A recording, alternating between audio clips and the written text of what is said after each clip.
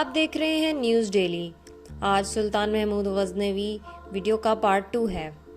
سکھ پال کی گرفتاری اور قید سے اگرچہ وقتی طور پر ہندوؤں کے حوصلے پست ہوئے، مگر چونکہ وہ بھی لڑنا جانتے تھے اور خاموش ہو کر بیٹھنے والے نہ تھے، اس لیے راجا جے پال کے بیٹے آنند پال نے 1008 میں ایک بہت بڑی فوج تیار کرنا شروع کی اور محمود پر حملہ کرنے کی تیاریاں کرنے لگا۔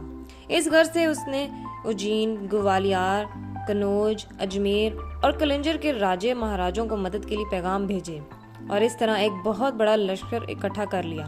محمود کو جب ان حالات کا علم ہوا تو اس نے بڑی بے خوفی کے ساتھ پشاور شہر کے نزدیک ایک میدان میں اس لشکر پر حملہ کر دیا۔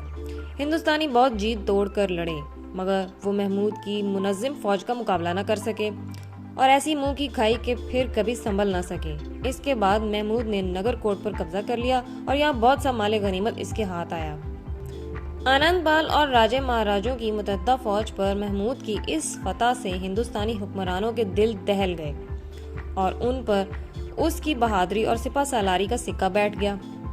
اس کے کارناموں کے متعلق بہت سے قصے کہانیاں مشہور ہو گئیں، جن میں محمود کی فوج کو ناقابل شکست اور خود محمود کو ایک عظیم سپہ سالار بیان کیا جاتا تھا۔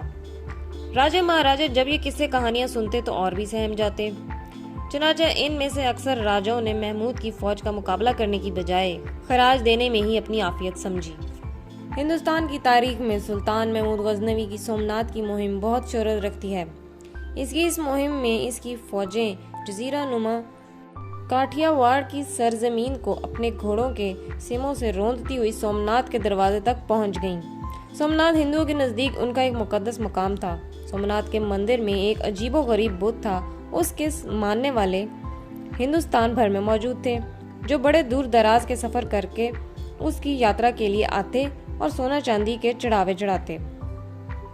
اس طرح اس مندر میں بہت سارے ہندوستان کی دولت جمع ہو چکی تھی۔ محمود کو سومنات پر حملہ کرنے کے لیے کتنا بڑا انتظام کرنا پڑا ہوگا، اس کا اندازہ صرف اس بات سے ہو سکتا ہے کہ محمود کی فوج جب ملتان سے روانہ ہوئی تو ہزاروں اونٹوں پر صرف پانی اور کھانے کی دوسری چیزیں لدی ہوئی تھیں۔ اتنے بڑے انتظام کے بعد محمود اس قابل ہو سکا کہ وہ ملتان اور سومنات کے درمیان جو بہت بڑا ریگستان واقع ہے، اسے عبور کرنے کی جرات کرے۔ آخرکار جب محمود کی فوجیں سومنات کے شہر میں داخل ہوئیں تو اس بت کے ماننے والوں نے مسلمانوں کا استقبال تمسخر کے ساتھ کیا۔ ان لوگوں کا عقیدہ تھا یہ ان کے دیوتا کی کرامت تھی کہ مسلمانوں کی اتنی بڑی فوج تباہ و برباد ہونے کے لیے خود بخود اتنی دور سے کھینچی چلی آئی تھی۔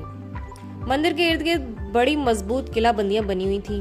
پھر مندر کے محافظ فوج نے بھی محمود غزنوی کی فوجوں کا مقابلہ بڑی ہمت اور دلیری کے ساتھ کیا، لیکن محمود کی سپہ سالاری اور مسلمان فوجوں کے فولادی ارادوں کے سامنے ان کی کچھ پیش نہ گئی۔ مسلمانوں کے قدم برابر بڑھتے رہے، یہاں تک کہ مندر کے آخری محافظ بھی لڑائی میں کام آئے اور محمود کو فتح نصیب ہوئی اور سومنات کے بت کے ٹکڑے ٹکڑے کر دیے گئے۔ محمود کا قافلہ جب غزنی کو لوٹا تو اس کے پاس اتنی دولت تھی کہ کسی کے وہم و گمان میں بھی نہیں آ سکتی۔ اس مہم کے بعد محمود ساری مسلمان دنیا میں مشہور ہو گیا۔ خلیفہ سلطان محمود غزنوی پر بہت خوش ہوا اور اسے بہت سے نئے خطاب عطا کیے اور اس کی کامیابیوں کو خوب سراہا۔ سلطان محمود غزنوی جب سومنات کو فتح کرنے کے بعد واپس لوٹ رہا تھا تو سندھ کے جاٹوں نے اس کے قافلے پر پیچھے سے حملہ کر کے لوٹ مار کی اور قافلے والوں کو بہت پریشان کیا۔ محمود کو جب اس کی اطلاع ہوئی تو اس نے ان لٹیروں کو سزا دینے کا ارادہ کر لیا۔ اس نے ملتان میں کشتیوں کا ایک بہت بڑا بیڑا تیار کیا۔ اس بیڑے کی مدد سے وہ دریائے سندھ میں سے ہو کر سندھی جاٹوں کے علاقے میں گھس گیا۔ پہلے تو اس نے ان کے بہت بڑے بیڑے کو شکست دی، پھر ان کو اپنے کیے کی پوری سزا دی، مگر اس آخری مہم میں محمود خود بیمار ہو گیا۔ اس پر ملیریا بخار کا اتنا شدید حملہ ہوا کہ وہ پھر پوری طرح سنبھل نہ سکا اور سال بسال کمزور ہوتا گیا۔ اگرچہ اس بیماری کی وجہ سے اسے بہت تکلیف تھی، لیکن وہ بطور بادشاہ کے اپنے فرائض سے کبھی غافل نہ ہوا اور سلطنت کے کام کاج اپنی زندگی کے آخری دنوں تک اچھی طرح سے ادا کرتا رہا۔ آخر اس نے 1030 عیسوی میں وفات پائی۔ ہماری ویڈیو پسند آئی ہے تو اسے لائک کیجیے اور شیئر کیجیے۔ مزید ویڈیوز دیکھنے کے لیے ہمارے چینل کو سبسکرائب کیجیے۔